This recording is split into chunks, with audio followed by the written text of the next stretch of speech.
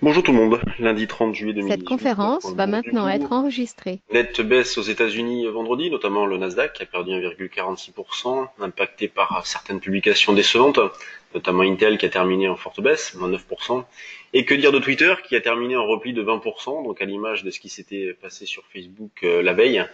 Eh bien, les variations sont violentes sur ces valeurs-là. Donc Facebook a perdu 20, Twitter perd 20. Donc toujours des variations importantes sur les actions, que ce soit aux États-Unis ou en France, ce qui n'est pas très bon signe pour la suite. Mais pour l'instant, eh bien, les marchés se comportent plutôt bien, à l'image du CAC, qui a fait un nouveau plus haut vendredi en franchissant la zone des 5500, en butant sous la résistance des 5515, donc on continue à travailler à l'achat, donc on achète sur des replis pour optimiser. On va dire que d'une manière agressive, c'est la zone des 75 que l'on peut considérer comme premier support à exploiter.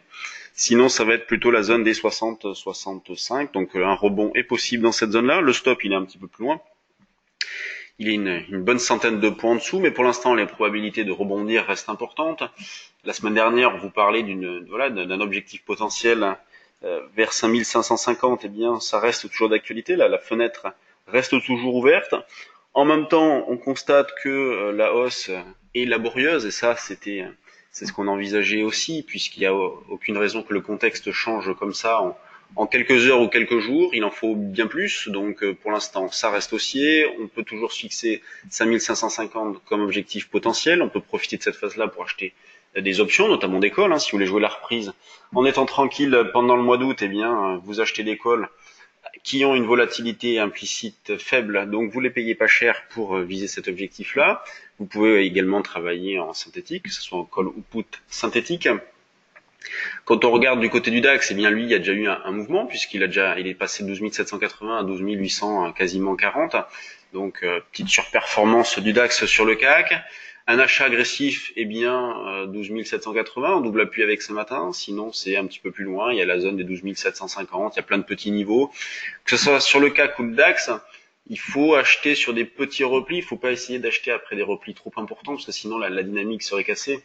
Et on voit bien qu'en ce moment, tout cela ne tient pas grand-chose. Et quand le marché part à la hausse, eh bien, ça reste laborieux, mais la hausse se fait d'une manière assez régulière. Et quand c'est à la baisse, on a des replis assez réguliers aussi, comme on l'a eu par exemple la semaine dernière, notamment mercredi, avec un repli qui a duré toute la matinée, même une bonne partie de la séance, puisque c'est à partir de 17 heures qu'on a eu un rebond, et quel rebond, puisqu'il a été violent. Donc voilà, toujours beaucoup d'hésitation, beaucoup de méfiance. Et le rempart de la baisse de ces marchés en ce moment, c'est justement la grande méfiance de tous les acteurs depuis des mois. Tout le monde a pris ses dispositions, que ce soit les gérants, les spéculateurs.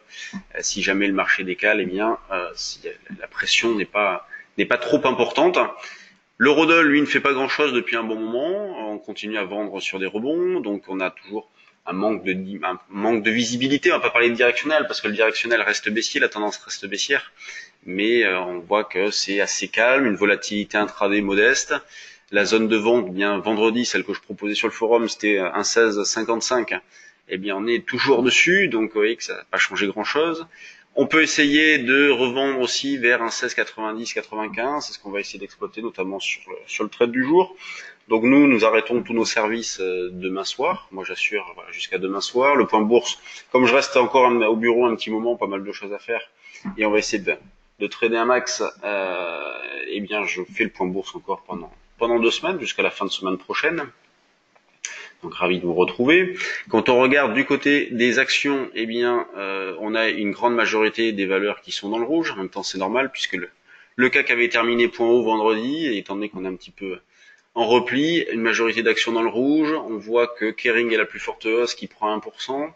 Donc on est sur un niveau de rebond possible. D'ailleurs, on voit que vendredi, suite aux chiffres, Kering a terminé en forte baisse de 7%, mais elle s'est arrêtée dans une zone de support possible, donc proche de ses plus bas du mois de juin. Donc rebond possible sur Kering dans cette zone-là. Ensuite, on retrouve Klépierre. À la baisse, on a Air Liquide qui a sorti ses chiffres, donc c'est étonnant parce que les chiffres sont plutôt bons.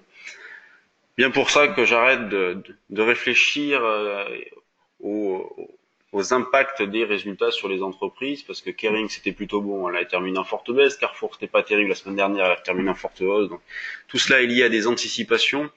On a Technip qui perd 1, non, Technip 1,48 après la forte hausse de vendredi. Donc voilà, des variations importantes, j'en parlais tout à l'heure, puisque Technip a pris 6% vendredi. Du côté des mid et small cap, qu'est-ce que l'on retrouve? On a Ruby, c'est une belle valeur à surveiller, ça c'est pas mal. Ruby, graphiquement pour l'instant il n'y a pas de quoi déclencher, mais on peut mettre des petites alertes. On a Olot qui, après avoir fait un point bas, rebondit un petit peu. Bon, il en faut beaucoup plus pour qu'un signal d'achat soit exploitable. Métropole, métabolique.